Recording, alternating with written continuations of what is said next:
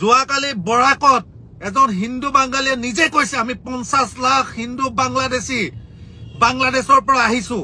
তাত নিৰ্যাতিত হৈ পেলাই এইবিলাক শুনাৰ পিছতো তোমালোকৰ আন্দোলন কেৱল মিয়াৰ বিৰুদ্ধে সেই নেতাগীতাক মই এটা কথা স্পষ্টকৈ কৈছো শুনা মিয়া বুলি আমি যিমানেই স্বদেশীসকলক হাৰাশাস্তি কৰি থাকিম ধৰ মুছলমান দেখি পেলাই কিমানেই তেওঁলোকৰ মাজত কিন্তু ডাঙৰ শিক্ষিত সৃষ্টি হ'ব তেওঁলোকৰ মাজত ডক্টৰ ইঞ্জিনিয়াৰ হওক বা বিভিন্ন IPS IS বিষয়া হওক কিন্তু বাঢ়ি গৈ থাকিব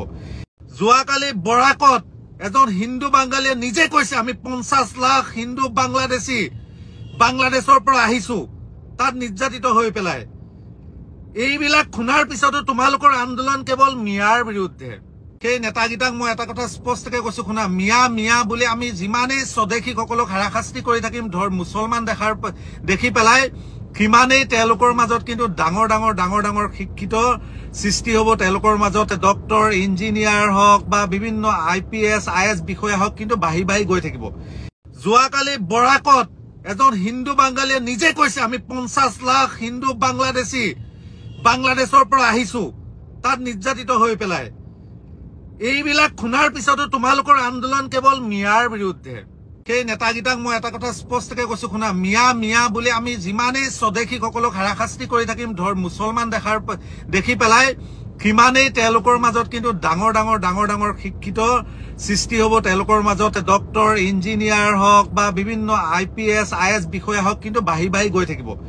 যোৱাকালি বৰাকত এজন হিন্দু বাঙালীয়ে নিজে কৈছে আমি 50 লাখ হিন্দু বাংলাদেশী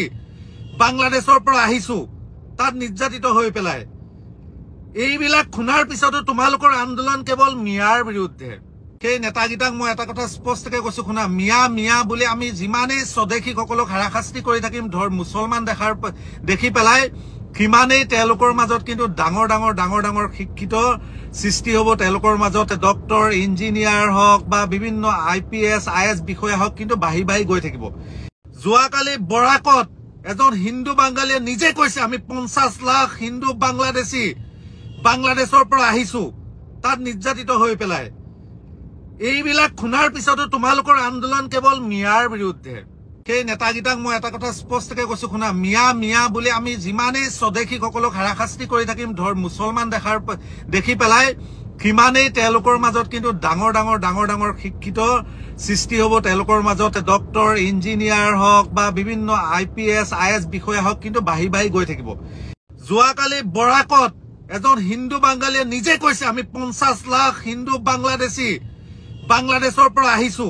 তাত নিৰ্যাতিত হৈ পেলাই এইবিলাক শুনাৰ পিছতো তোমালোকৰ আন্দোলন কেৱল মিয়াৰ বিৰুদ্ধে